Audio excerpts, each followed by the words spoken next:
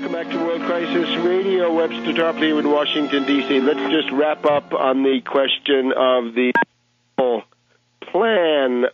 Wall Street Journal loves it. Wall Street loves McConnell. He's following their orders.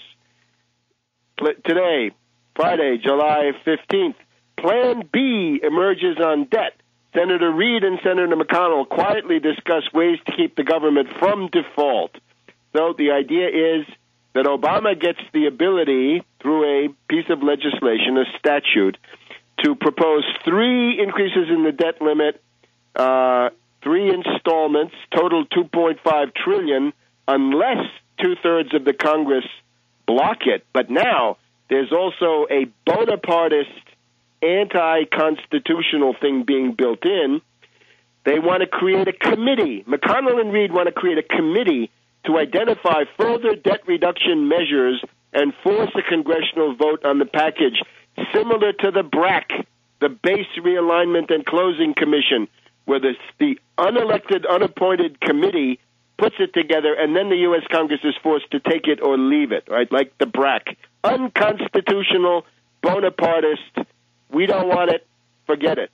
Now, Obama's problem in all this, Obama, the Wall Street puppet, with all of his treachery, since he put Social Security, Medicare, Medicaid on the table a week ago Thursday, he's been talking shared sacrifice. And he's morally insane. His idea of shared sacrifice goes like this. You working families will get less food, will cut your necessities, and you, fat cat hedge fund operators, we're going to make your luxuries a little bit more expensive. You're going to have to pay a little bit more for your private jet. It's not commensurate. That's not shared sacrifice. This is moral insanity.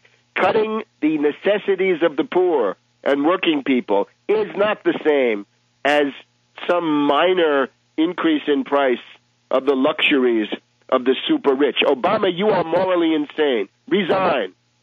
It's not the same thing. And give up your plan to destroy the New Deal. I still predict Franklin D. Roosevelt, long dead, more powerful than Obama, the schemer and the treacherous operator that we see today. By the way, Obama, you want to find some savings? Stop the wars. We've got 6 to 7 of them now. You started at least 4 to 5 of them. You started Pakistan. You started Libya. You started Yemen. You started Somalia. Don't escalate, but end them. And stop the cyber war, too. That's undoubtedly costing much more money than people think.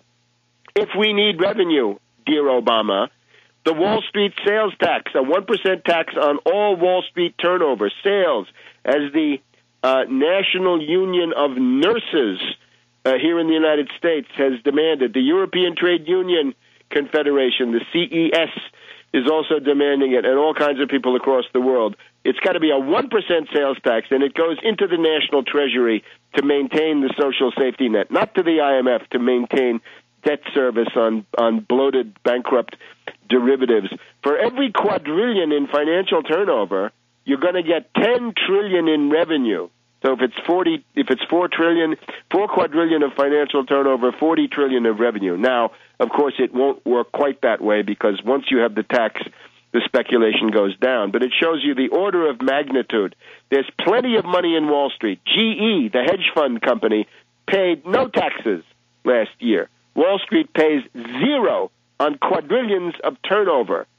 Obama, you're morally insane. Why don't you begin talking about a Wall Street sales tax if you want to avoid impeachment or some other measures?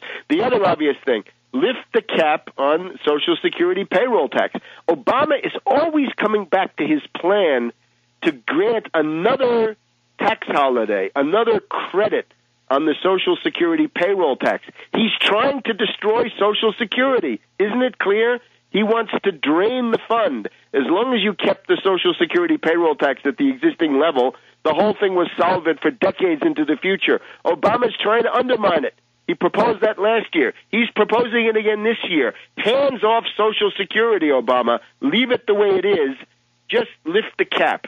Increase the amount of money going into the Social Security Trust Fund by forcing fat cats to pay that payroll tax on all wages, not wages up to $103,000, but all wages. Now, in Minnesota, we had the government in Minnesota shut down by reactionary Republicans. There's now been a compromise. And again, what they needed there, whatever they got as a compromise, could have been much better if Governor Dayton had gone with the Wall Street sales tax, because any state can and must do this too.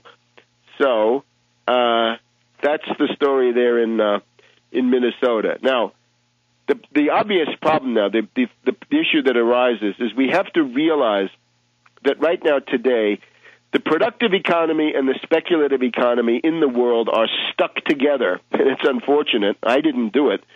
But if you look at my 5-point program, what I'm trying to do is to separate them. In other words, some people would say, well, why not let the U.S. default? Why not let all the banks go down? Why not let all the private central banks go down too?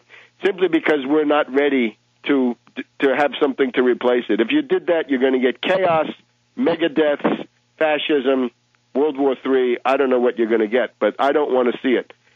The only way you can end the current system is if you have your replacement system ready. Now, I can tell you what the replacement system is. It's the 5-point program. It is, above all, the Voitinsky-Lautenbach strategy. Seize the central bank, force them to put out 0% credit. No more government borrowing.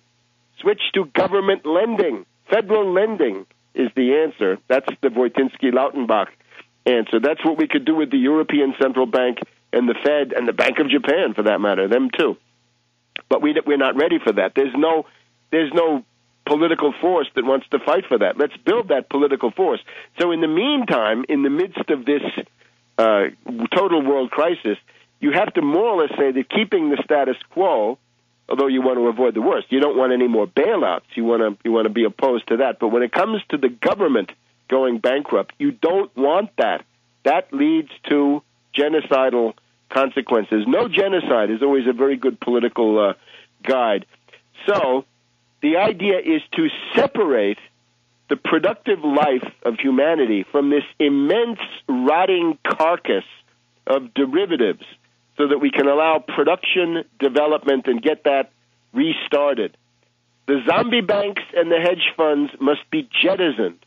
The derivatives must be deleted. They must be put through the shredder. Commodity speculation must be repressed with the full fury of the law. No bailouts, nothing more for the zombie bankers. But, again, maintaining the solvency of a government, different story. We'll be back now in a minute. We've got to switch to the strategic crisis, Libya, Syria, Pakistan, and indeed Rupert Murdoch. Back in a minute.